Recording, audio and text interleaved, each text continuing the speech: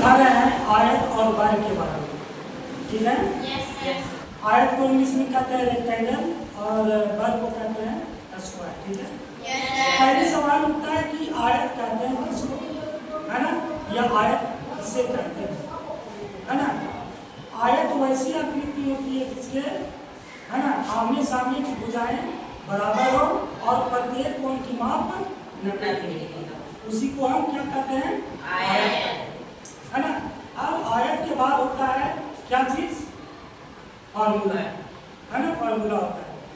तो पहला क्वेश्चन है कि आयत कहते हैं किसका, तो हो गया। अब आयत का फार्मूला होता है कि आयत का क्षेत्रफल बराबर क्या होता है, तो लंबाई गुणे चौड़ाई होता है। आयत का क्षेत्रफल बराबर क्या होता है, लंबाई गुणे चौड़ाई। दूसरा होता है इसी में, जब आयत का क्षेत्रफल बराबर लंबाई गुणे चौड़ाई होता है तो इसको में लंबाई बराबर भी होगा, है, तो लंबाई बराबर क्या होता है, क्षेत्रफल बटा चौड़ाई।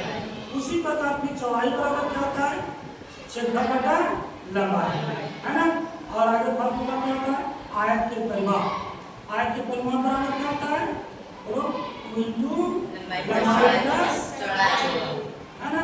और उसी तरह आयत के विकर्ण भी होता है, तो आयत के विकर्ण बराबर क्या होता है, रूट अंडर लंबाई स्क्वायर प्लस चौड़ाई।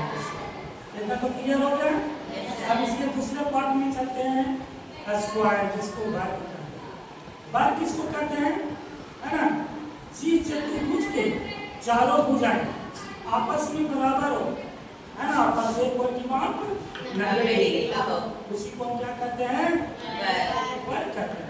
अब उसी तरह उसके में चलेंगे कि वर्ग का फार्मूला होता है ना। तो वर्ग का क्षेत्रफल बराबर क्या होता है, तो भुजा स्क्वायर होता है। क्या होता है, भुजा स्क्वायर। उल्टा कर देंगे कि भुजा बराबर क्या होता है, तो रूट अंडर क्षेत्रफल, ठीक है। दूसरा में चलते हैं, वर्ग का क्या होता है, परिमाप होता है। तो वर्ग के परिमाप बराबर क्या होता है, 4 गुणे भुजा, है ना। भुजा, तो आप इसके उल्टा चलते हैं कि भुजा बराबर क्या होगा, तो भुजा बराबर होता है परिमाप बटा 4। उसी तरह फिर आगे चलेंगे, क्या चलेंगे कि वर्ग के विकर्ण बराबर क्या होता है, तो वर्ग का विकर्ण बराबर होता है रूट गुणे भुजा।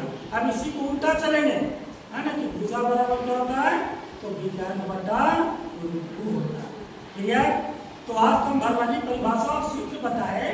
अब आगे हम आप लोगों को कल फार्मूला के साथ होकर परिभाषा के साथ और फार्मूला के साथ आपको हम दिखाएंगे और अगला दिन आपको याद करके आज के लिए, ठीक है, ओके।